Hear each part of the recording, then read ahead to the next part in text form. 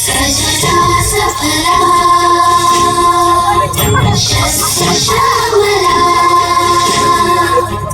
जिसके धरा विशेष है गंगा यमुना सरस्वती से सिंचित शोभत देश है।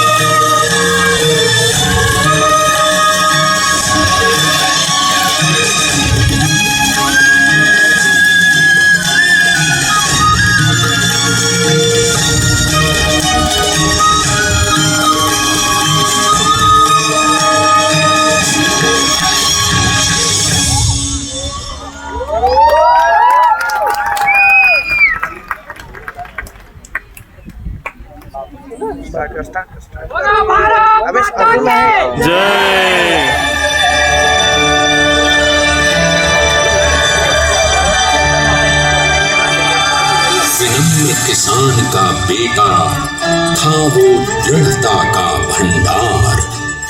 वल्लभ भाई पटेल नाम कहलाता था सरदार। कृषक कार्मिक जनगण से था उसको प्यार अपार। अखिल देश ने उसे रहनुमा किया था स्वीकार। गांधी बापू का शिष्य, सत्य अहिंसा का अवतार, किंतु एक भारत करने को धर लेता हथियार। लौह पुरुष संबोधन था वो लोहे की दीवार।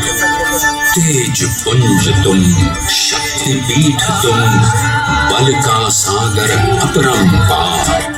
ऋणी देश का नम्र नमन तुम स्वीकारो सम्मान।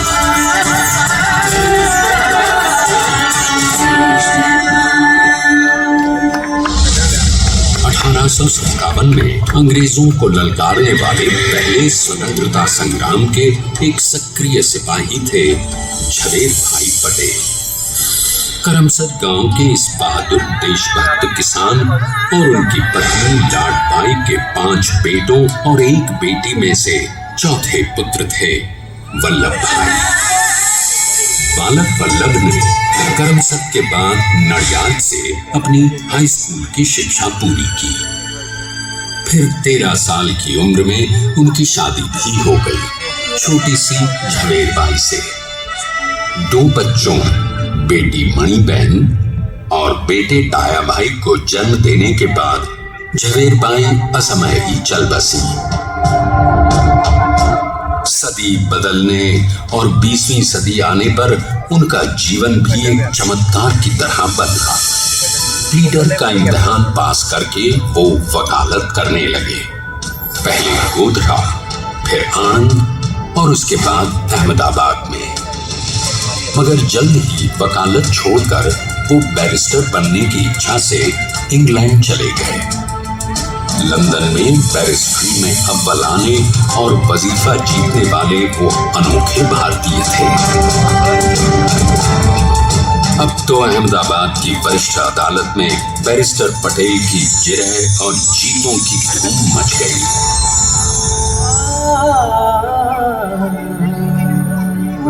तभी एक युग पुरुष ने वल्लभ भाई के जीवन की धारा ही बदल दी।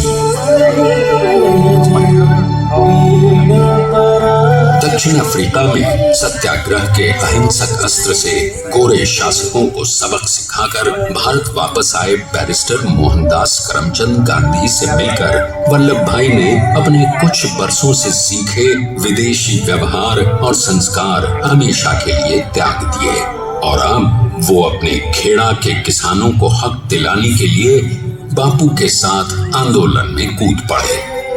अब उनके पैरों में जूते नहीं, गांवों की धूल थी। हृदय में भारत भूमि की शस्य श्यामला धरती, मन में थे गांधी और मस्तिष्क में एक नए स्वतंत्र भारत का सपना।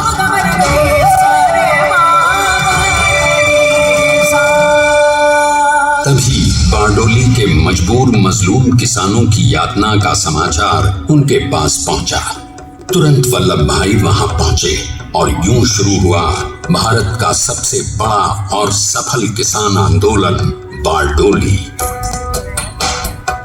वल्लभ भाई ने बारडोली के 87,000 किसानों को ऐसा अटल अडिग अचल मनोबल दिया कि अंग्रेजी सरकार हिल गई और 1 बरस के बाद उनका लगान माफ कर दिया गया। अब तो पूरे देश में लोग वल्लभ भाई के नाम की कस्में खाने लगे। स्वयं महात्मा गांधी ने कहा, अब वल्लभ भाई मेरे शिष्य या साथी नहीं, सारे देश के सरदार हैं और देश को मिल गया एक अनोखा असरदार सरदार।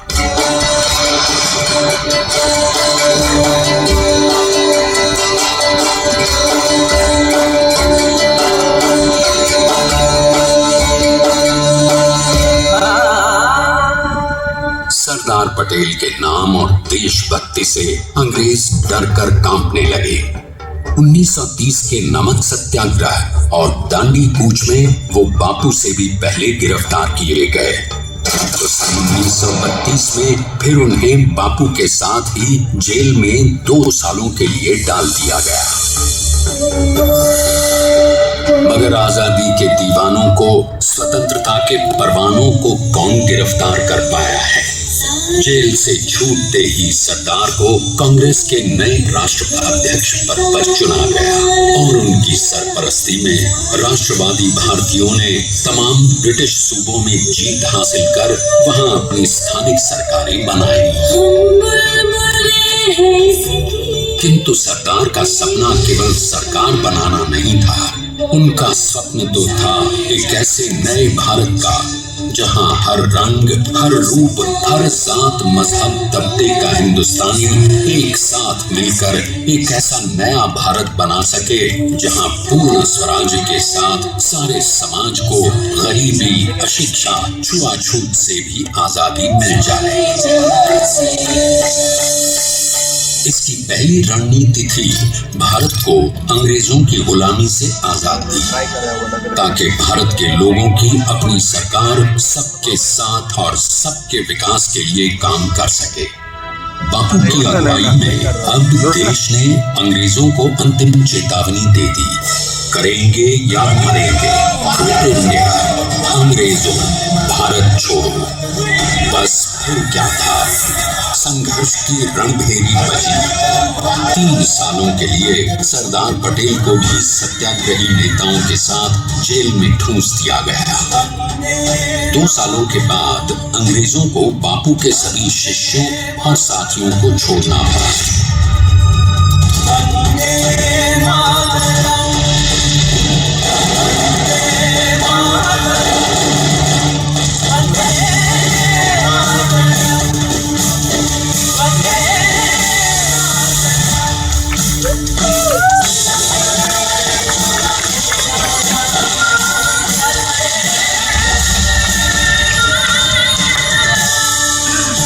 स्वतंत्रता के स्वप्न के सच होने के साथ अब सरदार पर कई एक नई जिम्मेदारियां थीं। आने वाली आजादी की तैयारी और एक नए भारत के लिए नए लोकतांत्रिक संविधान की संरचना। जैसा उनके साथी ने खुद कहा था, सरदार ने ही छेनी हथौड़ी लेकर एक नए भारत को उकेरा है।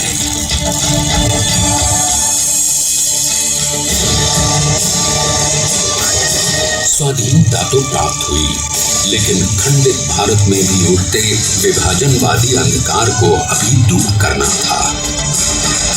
जब देश के खंड खंड होने का भय उत्पन्न होने लगा तो सरदार ने निर्भय होकर खुद अपनी केंद्र सरकार और साथियों को भी चुनौती दे डाली और जम्मू कश्मीर को बचाने के लिए सारे देश का आकाश वायुयानों से भर गया।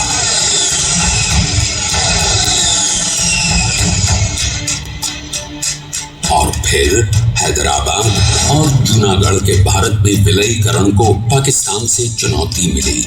सरदार चाहते थे कि देश की 1 इंच धरती अब और विभाजित नहीं होनी चाहिए। नए भारत को एक करने के लिए समझा बुझाकर मनाकर 565 रियासतों को सरदार ने अपनी सूझबूझ सदाशयता संबल से एक नए स्वतंत्र भारत का अभिन्न अंग बना लिया। हमारे इतिहास में अखंड भारत के पुरुषार्थ का ये एक महानतम अध्याय है। जैसा उन्होंने स्वयं कहा था, हमें नए धागों को पुराने ताने बाने में ऐसे पिरोना है कि एक दूसरे में गुंथ जाने और बेहतरीन बनावट वाला एक नया भारत उभर कर सामने आ सके। अंततः अपने वज्र दृढ़ संकल्प से एक नया विराट विशाल एक भारत श्रेष्ठ भारत बनाकर दिखा ही दिया सरदार ने।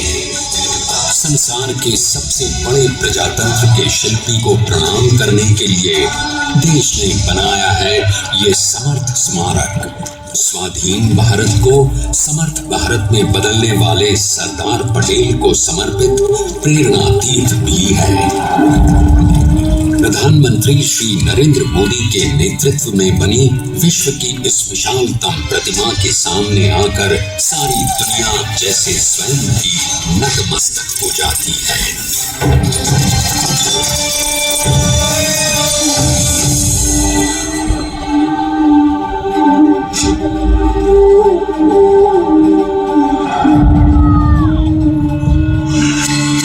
देश को बना गया वो अमित अटल, हटा सका उसे न कोई शत्रुदल। चट्टान के समान सा पुरुष प्रबल, स्वदेश का सम्मान है, स्वदेश का सम्मान है, स्वदेश का सम्मान है, स्वदेश का सम्मान है।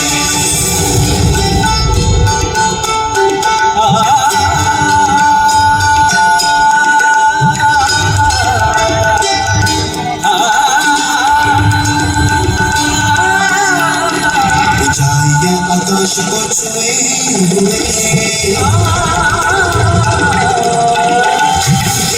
गहराइयां समुद्र की कदम अड़िग जमीन पर जमे हुए। पटेल अपनी आन बान शान है, पटेल अपनी आन बान शान है, पटेल स्वदेश का सम्मान है।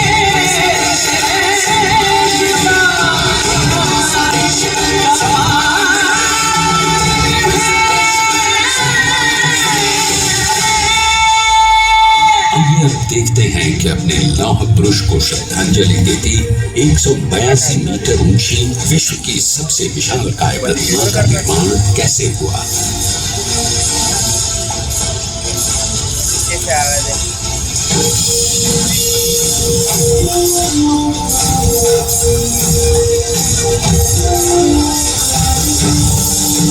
गगन चूमती इस अद्वितीय अभूतपूर्व प्रतिमा को बनाने के लिए सबसे पहले नदी पर 4500 क्यूबिक मीटर का राफ्ट बना और फिर सीधा 600 फीट का कंक्रीट का कोर बनाया गया।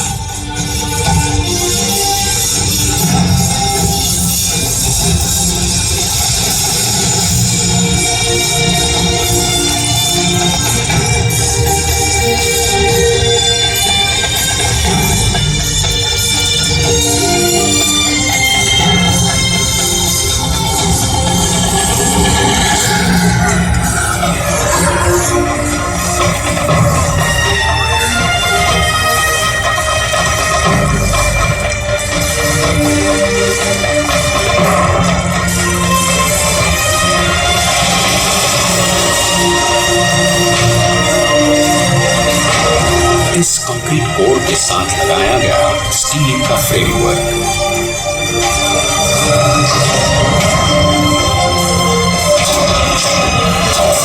इस फ्रेमिंग पर 6500 ब्रॉन्ज के पीसेस लगाए गए।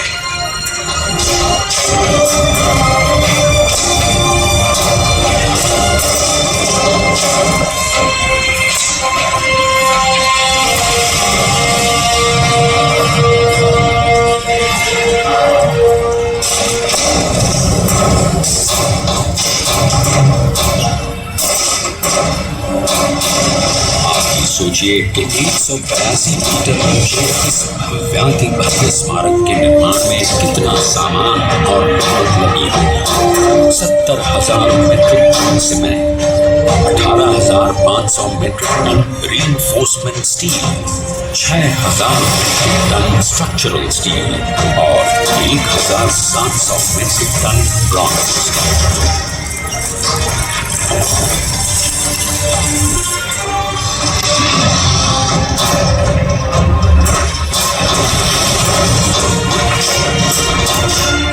स्टैच्यू ऑफ यूनिटी आज एक वर्ल्ड आइकॉन है और इसे मुमकिन बनाने में एक सेकंड भी ब्रेक किए बिना देश भर की टीम्स ने 24/7 काम किया। 250 से ज्यादा इंजीनियर्स, 4,500 से ज्यादा स्किल फोर्स और 3 लाख मानव दिन।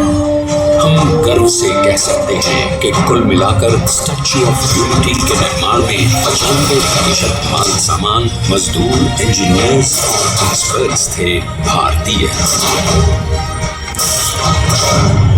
जानते हैं कि 182 मीटर ऊंची इस भव्य प्रतिमा को बनाने में कितना समय लगा। डिजाइन के लिए 12 महीने और निर्माण के लिए 34 महीने, यानी कुल मिलाकर केवल 46 महीने।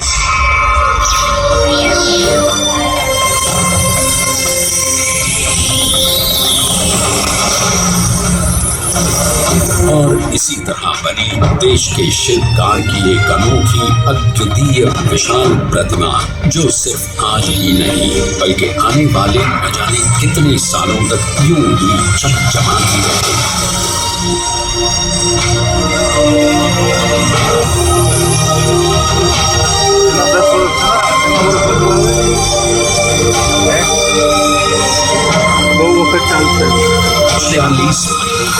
लगातार बिना रुके एकजुट होकर न जाने कितनों ने परिश्रम किया और उनका साथ दिया भारत की 125 करोड़ जनता।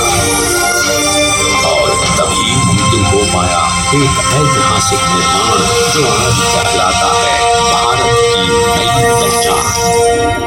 स्टैच्यू ऑफ यूनिटी, विश्व की सबसे ऊंची प्रतिमा।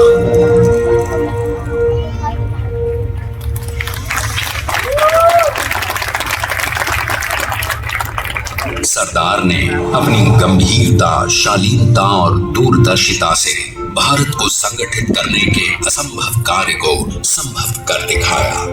आइए आज हम सब उन्हीं की महिमा में विश्व के सामने एक उदाहरण रखें, क्योंकि ये ही भारत को श्रेष्ठता के मार्ग पर ले जाएगा। हमारा कर्तव्य ये है कि हमें निश्चय कर लेना चाहिए कि हमें हिंदुस्तान में जितने लोग हैं सबको मिल के भाई भाई की तरह के रहना है। स्टैच्यू ऑफ यूनिटी एकता की प्रतिमा और श्रेष्ठता का प्रतिबिंब है। एक पहल है इस अखंड भारत को श्रेष्ठ भारत बनाने के सपने को पूरा करने के लिए। एक पुकार है हम सबको एकजुट होने के लिए। एक आंदोलन है भारत को सबसे आगे ले जाने के लिए, श्रेष्ठ बनाने के लिए। आपके योगदान और विश्वास से ही बनेगा एक भारत श्रेष्ठ भारत।